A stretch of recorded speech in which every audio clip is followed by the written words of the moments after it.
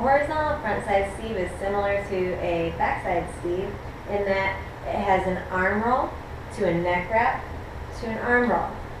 A full continuous Steve would look something like this.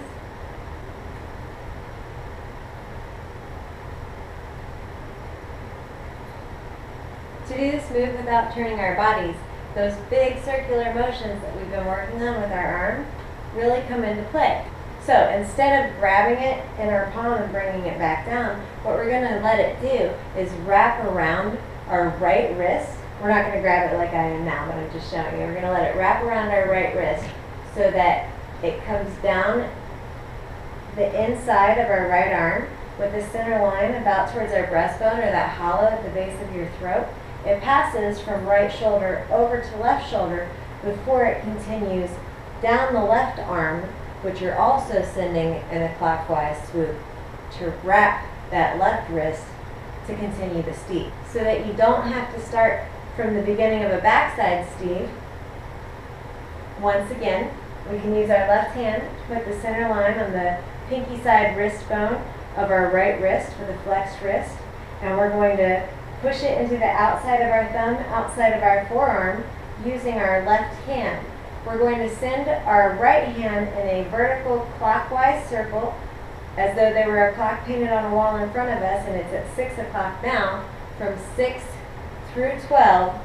And about when it comes around to 1 is when you flip your palm towards the sky so that the staff will roll down the inside of your arm.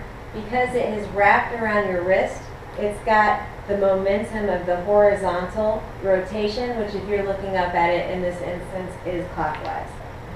From your right wrist, using your left hand to push into it, you're going to start that clockwise rotation and let it roll down the inside of your right arm, across your neck, down the inside of your left arm, and when it gets to that pinky side wrist bone, you can let it wrap around that wrist and send it pinky side up at that victory angle that we use when we start the Steve in general.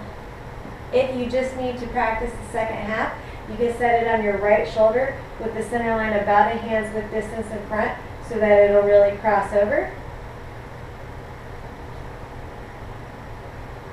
And just go from the neck wrap down the arm around the wrist so that you can practice each piece individually. Now for the other side. You're going to take your left hand with the flexed wrist and push that palm out in front of you, all 4 fingers reaching towards the sky, just about even with your belly button. Pretending there's a clock on the invisible wall in front of you again, you're going to take your left hand with a flexed wrist, all 4 fingers reaching towards the sky, and push it out in front of you, pretending it's at 6 o'clock. This side you're going to go counterclockwise. So you're going to go from 6 to 3. At 12, your hand's going to face towards the sky, and in this variation, your palm rotates up so that the staff can travel down the inside of your left arm to wrap around from the left to the right shoulder, go down the inside of the right arm, and around the right wrist. To start it here, use your right hand to put it on the pinky side wrist bone, pushed into the thumb side block, outer forearm, and you're going to go ahead and send it in that counterclockwise motion, the staff itself doing a horizontal counterclockwise spin, 360 degrees. But as your hand goes from 6 to about 11, instead of coming all the way back down this time, you're going to be at that victory angle, but with your palm facing up this time, so that the staff can roll down the inside of your arm, all the way down to that crook of your neck, to the other crook of your neck, before it slides down your arm. Don't skip any steps. Don't let it jump from your hand to your elbow or your elbow to your neck. Try to keep the staff as horizontal as you can. Let it roll down the inside of your left hand and over to your right wrist. Now to practice the second half, set the staff on your left shoulder, holding it with your left hand palm facing forward so that you can push it into the rotation around your neck. Have your right arm out with the inside of your arm parallel to the sky, because that's where the staff center will travel.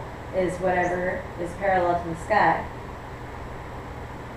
And you're going to let it pass from your left neck point to your right, then down your right arm, around your right wrist, and back down into the rest of the sleeve for a continuous sleeve.